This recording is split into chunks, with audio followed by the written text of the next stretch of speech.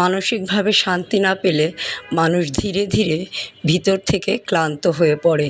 তো hello viewers, আসসালামু আলাইকুম। আমি নীলা আপনাদের সবাইকে ওয়েলকাম করছি নতুন আরেকটা ব্লগ ভিডিওতে। আজকের ব্লগ ভিডিওটাও একই রকম, প্রতিদিনের মতো কিছু কথা, কিছু গল্প আপনাদের সাথে শেয়ার করি। কথাগুলো যদি ভালো লাগে শেষ পর্যন্ত সাথে থাকবেন।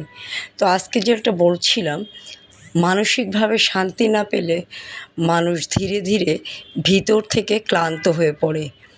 এই ক্লান্তি সবসময় চোখে দেখা যায় না, অনেক সময় মুখে হাসি থাকে, কাজও চলতে থাকে, কিন্তু ভিতরে ভিতরে মানুষ নীরবে লড়াই করে যায়।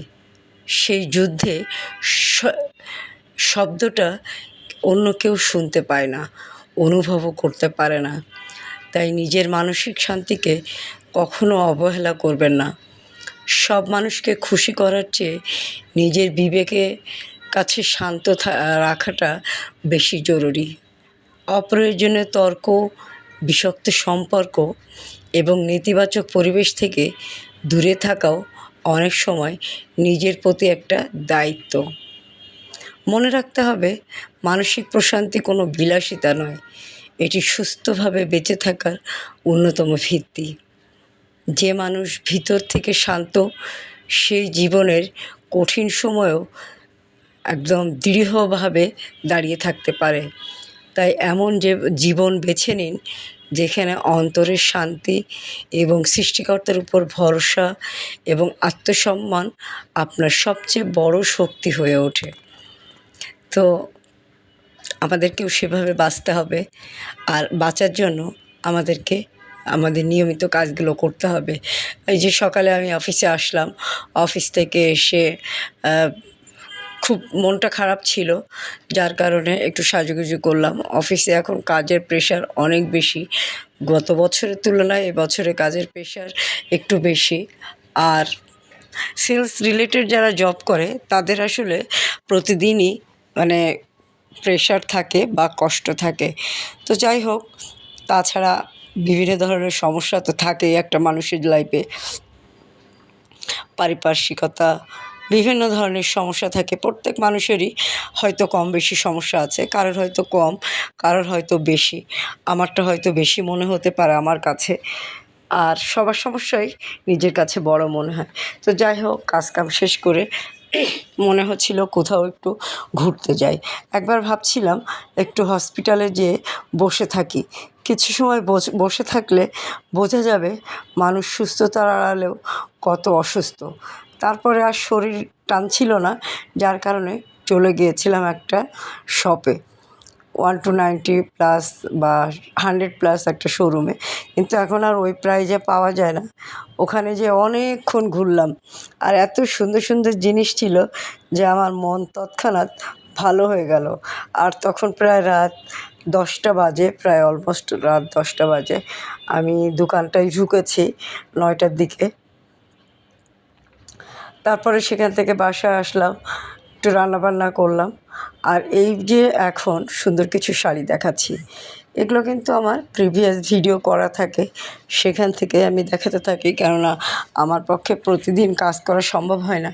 আমি যেদিন কাজ করি একসাথে অনেক সময় নিয়ে অনেকগুলো ভিডিও তৈরি করি, অনেকগুলো শাড়ির ফটোশ্যুট করি। আমি আমার পণ্যের নিজেই মডেল, নিজেই বিজ্ঞাপনদাতা, নিজেই মার্কেটিং ম্যানেজার, নিজেই সিইও, সব কিছু আমি আর কি। তবে হ্যাঁ, এই কাজ কখনো একা করা সম্ভব না, কোনো কাজই একা করা সম্ভব না।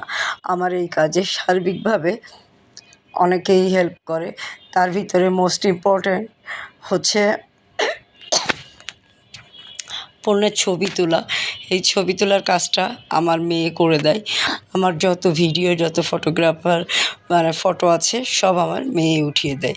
ও সব দিন ও সময়ও দিতে পারে না, ও যেদিন একটু ফ্রি থাকে ওর সাথে টাইমিংটা মিলিয়ে আমি ছবিগুলো তুলি। তারপরে এগুলো ডেলিভারি করা বা রেডি করা, এই সংক্রান্ত সমস্ত কাজ করে আমার হাজব্যান্ড।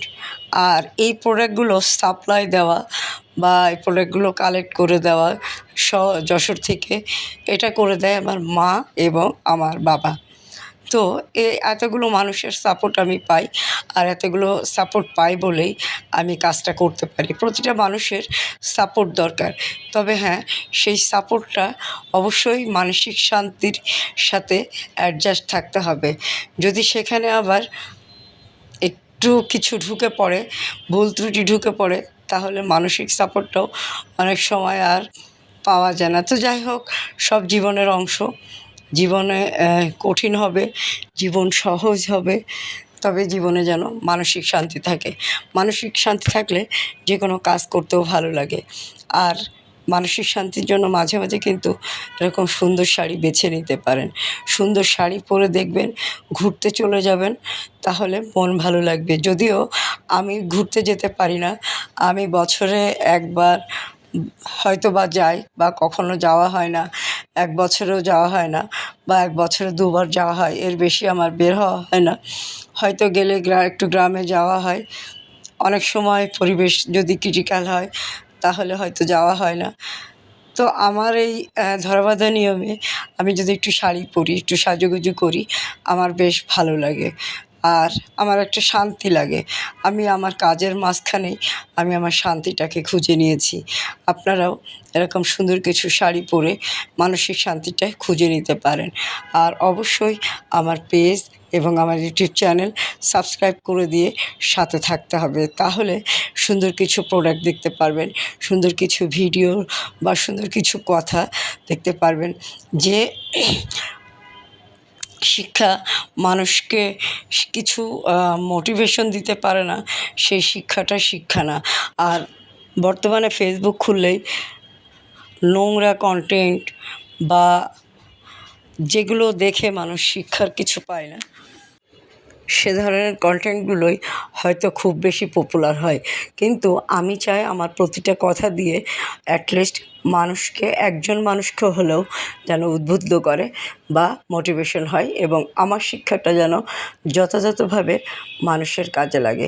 তো অনেক কথাই বললাম, ভালো থাকবেন। পরবর্তী দিন আবারও অনেক কথা হবে। আজকে এই পর্যন্ত। আল্লাহ হাফিজ। আসসালামু আলাইকুম।